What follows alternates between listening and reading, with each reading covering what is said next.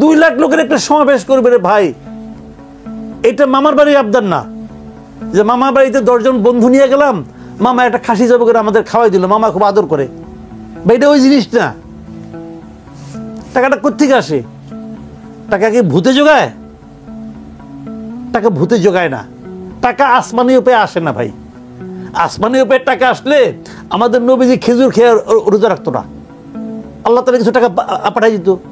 তার তো আমাদের নবী তো আল্লাহর বন্ধু ছিলেন, তাহলে কষ্ট দিল কেন? আসমানি উপায়ে ওহি আসে, টাকা আসে না। যদি টাকাটা কোন দিক দিয়ে আসছে এটা ভাবেন। হিসাব সিম্পল। তারা বলুক কোথেকে টাকা আসছে, কার কার কাছ থেকে টাকা আসছে বলুক। রূপায়ণ টাওয়ারে বিশাল অফিস বানাইছে, আমি বহুবার প্রশ্ন করছি তার বলুক কোথেকে টাকা এই অফিসে ভাড়া দেয়। আমাদের আগের যোগাযোগ মন্ত্রী ছিল ওবায়দুল কাদের সাহেব, উনি রোলেক্স ঘড়ি আরো দামি দামি ঘড়ি পড়তেন, ফিলিপ্পা থেকে ঘড়ি পড়তেন। উনি একটা ঘড়ির দাম 32 লাখ 33 লাখ টাকা। উনি বলতেন ওনার বন্ধুরা নাকি ওনাকে গিফট করছে তো। আপনারা কেউ গিফট করে এরকম? আমার করে? আমাদের তো করে না। আজকে মন্ত্রী হলে কালকে সবাই করবে, কারণ তার কাছে কিছু পাওয়ার সম্ভাবনা আছে। আপনার আমার কাছে কিছু পাওয়ার সম্ভাবনা নাই, কেউ গিফট করবে না ভাই, এটাই রিয়েলিটি। তো ওনাদেরকে গিফট করে কেন? কিছু পাওয়ার সম্ভাবনা তৈরি হয়েছে এবং ওনারা এখনো কিছু পাইয়ে দিতে পারে। ওনার বাসায় পুলিশ যাওয়া ফিরাতে পারে না? পারে তো। অনেক ব্যবসায়ী অফিসে, বড় বড় ব্যবসায়ী অফিসে আমাদের এই সমন্বয়কদের যাতায়াত আছে, শুনেছি এগুলি কথাবার্তা। কাজে এগুলি কিন্তু ভাই নানাভাবে ঘটে। কাজে সেখানে টাকা দেওয়া লাগে না, টাকা অটোমেটিক এসে যায়। আরেকজন প্রশ্ন করেছেন যে বৈষম্য বিরোধী 2 জন এখন রয়ে গেছে ক্যাবিনেটে, তারা কি সহায়তা করার জন্য রয়ে গেছে? উনি একদম ঠিক পয়েন্টে ধরেছেন, আমিও ওনার সঙ্গে একমত। আমি এভাবেই মনে করি। 2 জনের একজন আছে কোথায়? এলজিআইডি মিনিস্ট্রির, মানে মিনিস্ট্রির আসলে সবচেয়ে গুরুত্বপূর্ণ মিনিস্ট্রি এলজিআইডি মিনিস্ট্রি, কারণ স্থানীয় সরকারটা সে নিয়ন্ত্রণ করে, যাকে ইচ্ছা তাকে প্রশাসক বানায়। যেমন ধরেন আমি একটা উদাহরণ দিয়ে বলি আপনাকে, ঢাকা উত্তর সিটি কর্পোরেশনের যাকে প্রশাসক বানানো হয়েছে, ওনার কি যোগ্যতা? উনি কোনদিন স্থানীয় প্রশাসনের কোন প্রশাসকের দায়িত্ব পালন করছেন? উনি জীবনে কোনোদিন একটা ইউপি চেয়ারম্যানও হয়েছেন? ওনার একটা এনজিও আছে, সেই এনজিওর করবো, তাও অত বড় কোনো এনজিও না, দেশ জুড়ে বড় কোনো, উনি কি বিশাল কোনো সংগঠক? তাও তো না, বড় উনি একদম বিতর্কিত এনজিও করবি, তাকে নিয়ে ঢাকা উত্তরের প্রশাসক বানাই দিল। কেন? আমার পছন্দ, আমি বানাই দিলাম। উপদেশটা কি বলে? তারা ইচ্ছা করলে পারে। কোথায় পাইছেন আপনি ইচ্ছা করলে পারেন? যে কোথায়, কোন কাগজে লেখ? তার পাশের থেকে বসে দেখলাম ইন্টারভিউ, এক প্রেস কনফারেন্সে তার পাশে বসে সচিব বলতেছে আমরা ইচ্ছা করলে পারি। আপনারা ইচ্ছা করলে কিচ্ছু পারেন না। আপনারা যারা বসাইছেন জনগণের টাকা 9-6 করার কোনো অধিকার আপনাকে দেওয়া হয় নাই। মাথায় রাখতে হবে এই দিন না, আরো দিন আছে। এই জিনিসটা শেখ হাসিনা মাথায় রাখে নাই, এই জন্য যখন আরো দিন আসছে তাকে পলাইতে হয়েছে। আরো দিন আছে, আপনাকে প্রত্যেকটা কর্মের হিসাব আপনাকে দিতে হবে। আপনি ইচ্ছা করলে একজনকে মানে যাক ঘরে থেকে, এটা কি ওই যে বাগদাদের ইস্যু ছিল যে আহতদেরকে রাস্তায় কেন নামতে হয়েছে, এটা তো বেসিক কোশ্চেন। আন্দোলনে তাদের চেয়ে অবদান কাদের বেশি? একমাত্র যারা মারা গেছে তাদের বেশি।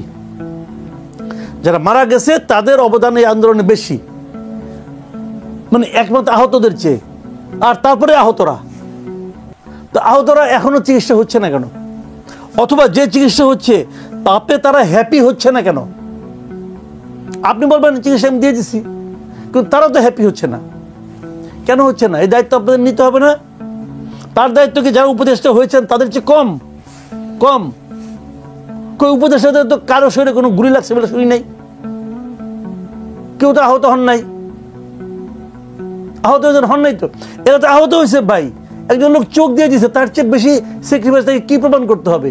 পারেন না এখন? এটা কি লাখ লাখ লোক নাকি এখানে? এই অল্প কয়জন লোকের আপনি ট্রিটমেন্ট করতে পারেন নাই কেন? তাহলে পুরো জাতির ট্রিটমেন্ট আপনি কেমন করে করবেন? আপনারা তো পুরো জাতির চিকিৎসার দায়িত্ব নিছেন, এখন আপনি বলবেন তাদেরকে হ্যাপি করা যাচ্ছে না। কেন যাচ্ছে না হ্যাপি করা? কেন পারছেন না হ্যাপি করতে আপনারা? আমি মনে করি এটা সরকারের একটা টোটাল ব্যর্থতা।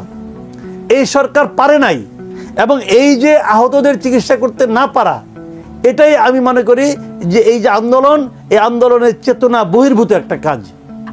এখন যদি আবার সেই রাজনৈতিক দল নিয়ে যদি আসি, যে সামনের যদি ধরি যে ডিসেম্বরের নির্বাচন এবং 28 ফেব্রুয়ারি একটি রাজনৈতিক দলের আত্মপ্রকাশ, হাতে 10 মাসের মতো সময়, হয়তো বা আরও একটু কম সময় তারা পাচ্ছে।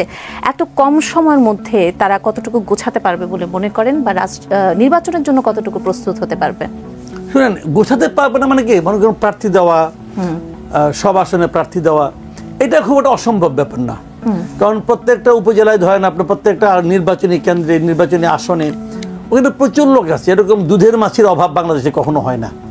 দেখেন আপনি 7ই জানুয়ারি ইলেকশনের কথা আপনি ধরেন, ওখানে তৃণমূল বিএনপি একটা প্রার্থী, একটা দল ছিল, বিএনএম একটা দল ছিল, তারা তো অনেক প্রার্থী দিয়েছিল। তারা সারা দেশে অনেক প্রার্থী দিয়েছে না, অনেক প্রার্থী দিয়েছে। পাশ করছে কয়জন? জামানত বাঁচছে কয়জন? জামানত বাঁচাতে পারছে কয়জন? এর জন্য পায় নাই। যদি প্রার্থী দেওয়া, দিতে পারা এবং নির্বাচনে, শুনেন আপনি যত কিছু টাকা পয়সা খরচ করেন না কেন, কোশ্চেনটা হলো যে নির্বাচনে পাবলিকের কাছ থেকে আপনাকে ভোটটা আনতে হবে। যদি নির্বাচনে আপনি কোনো ধরনের ইঞ্জিনিয়ারিং না করেন, যদি নির্বাচনটা অবাধ এবং সুষ্ঠু হয়, যদি জনগণ তার স্বাধীনভাবে ভোটাধিকার প্রয়োগ করতে পারে, যদি এই প্রয়োগকৃত ভোটগুলোকে সঠিকভাবে গোনা হয়, বিচারে আনা হয়, ফলাফল প্রকার যদি অবাধ হয়, সুষ্ঠু হয়, তাহলে দেখবেন এদের স্ট্রেংথ কি। আমি এদের স্ট্রেংথ নিয়ে খুব একটা আশাবাদী না, খুব একটা আশাবাদী না। আমার মনে হয় এদের পরিণতি ওই তৃণমূল বিএনপি, বিএনএম এদের মতোই হবে। আমার মনে হয় না তারা খুব বেশি 2-1টা আসন পাবে কিনা, আমার সন্দেহ।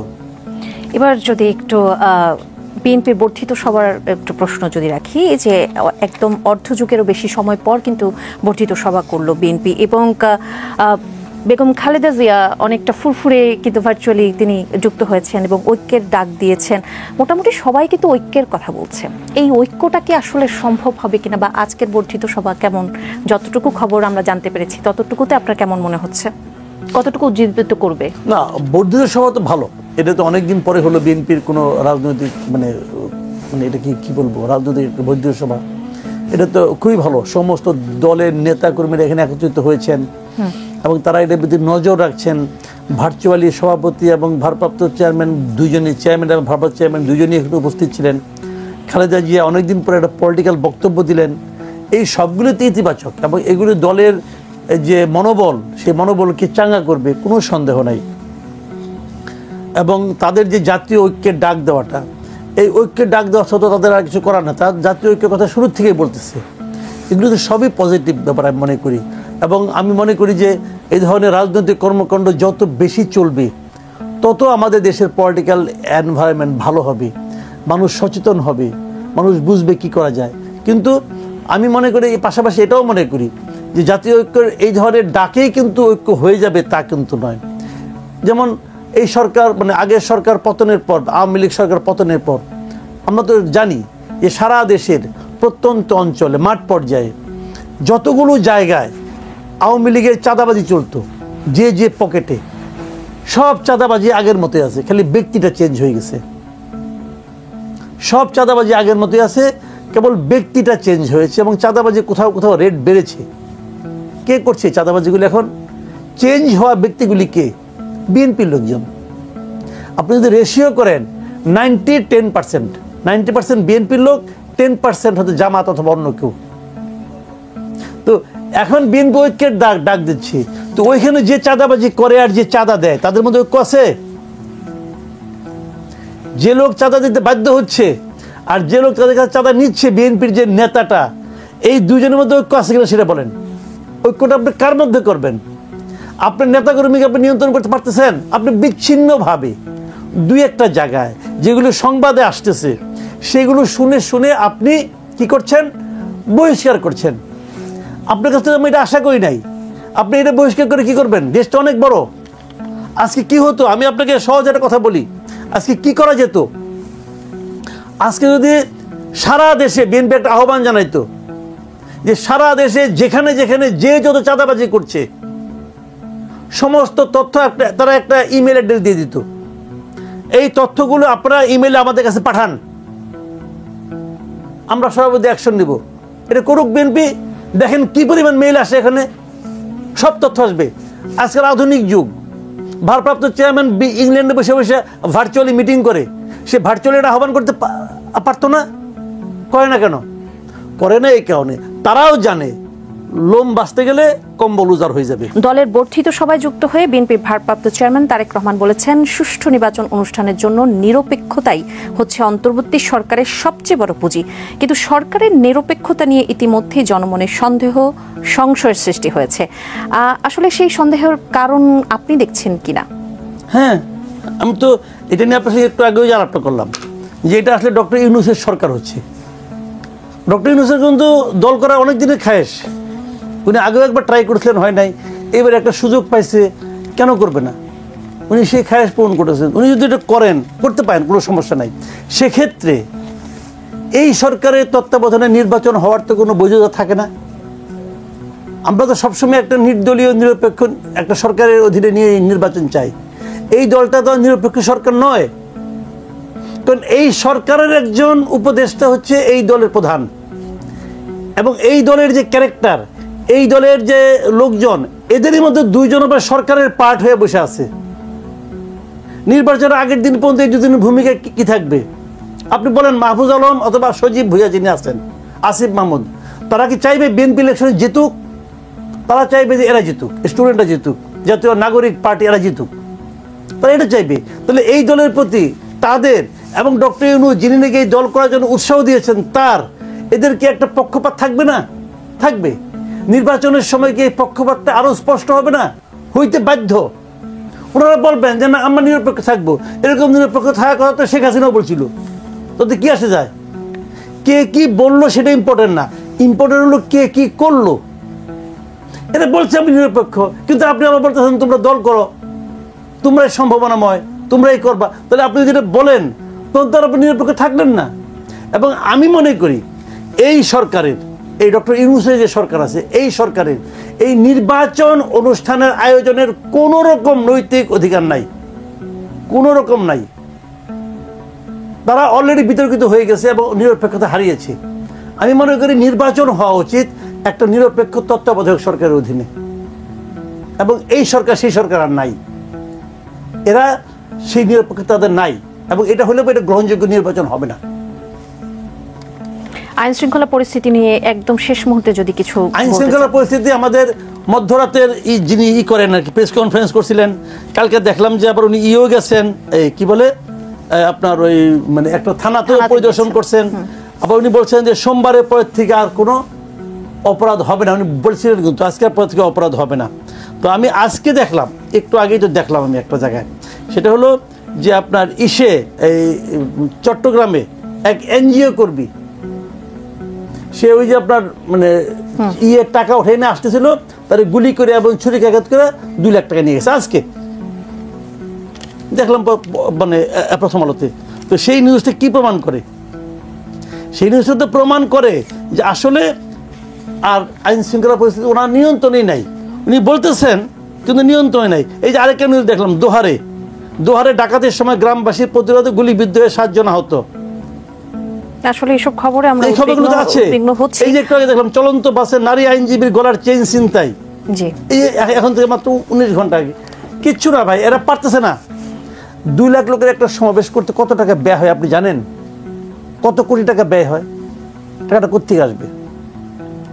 এই টাকাটা কোত্থেকে আসছে আপনি আমাকে এটা বোঝান ভাই। এবং এই টাকাটা যে বলবে আমাদের শুভানুধ্যায়ীরা দিচ্ছে, কোনো শুভানুধ্যায়ী নাই বাংলাদেশে। কে শুভানুধ্যায়ী? নাম দেখ। সবগুলো শুভানুধ্যায়ী নাম এবং তালিকা আমি দেখতে চাই, যে আমার এই শুভানুধ্যায়ী 1 লাখ টাকা দিচ্ছে, এই শুভানুধ্যায়ী 1 কোটি টাকা দিচ্ছে, নামের তালিকা দেখতে চাই। এই অনুষ্ঠানে কত টাকা খরচ হয়েছে তার একটা তালিকা আমি দেখতে চাই। দেখাতে পারবে? ট্রান্সপারেন্ট হোক, ট্রান্সপারেন্ট দেখতে চাই, ট্রান্সপারেন্সি দেখাতে পারবে না? পারবে না। গঠনের পেছনে সরকারের ভূমিকা আছে। যদি কিংস পার্টি বলতে কোনো কিছু থাকে, এটা হচ্ছে কিংস পার্টি। সরকারের আনুকূল্য পাচ্ছে বলেই যে দলের কোনো শেকড় নাই, যে দলের উদ্যোক্তাদের কোনো ইনকাম নাই, যে দলের প্রধান যিনি আহ্বায়ক হতে যাচ্ছেন নাহিদ ইসলাম, উনি বলেছেন যে ওনার ব্যাংকে 6 মাসের মতো 10 লাখ টাকা ঢুকেছে, ওনার এখন মাত্র 1 লাখ টাকার স্থিতি আছে। একটা 2 লাখ লোকের একটা সমাবেশ ওনারা করতে চাচ্ছেন কালকে।